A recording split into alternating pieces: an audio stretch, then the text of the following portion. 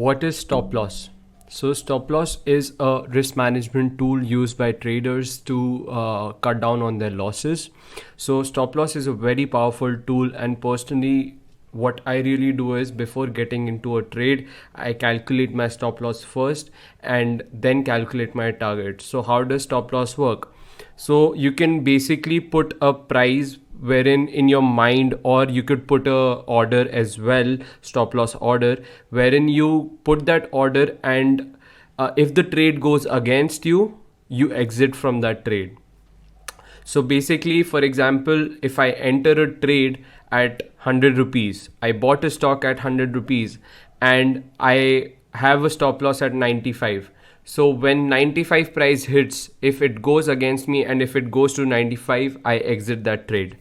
So how do you calculate a stop loss? You can calculate a stop loss by always keeping it 2% below your entry price, or you can look at the technical analysis, support and resistance, and figure out where you can put your stop loss.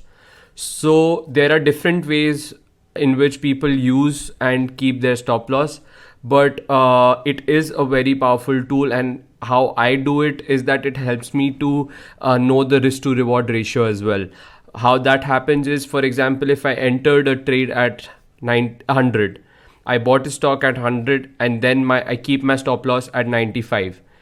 If the trade goes against me, if it goes to 95, I exit that trade. And if my target of that trade is 110, so my risk is of 5 rupees and my target is 10 rupees.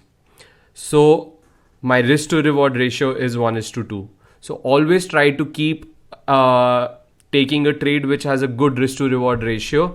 And what really happens in the long term is that your winning trades are more powerful than your losing trades.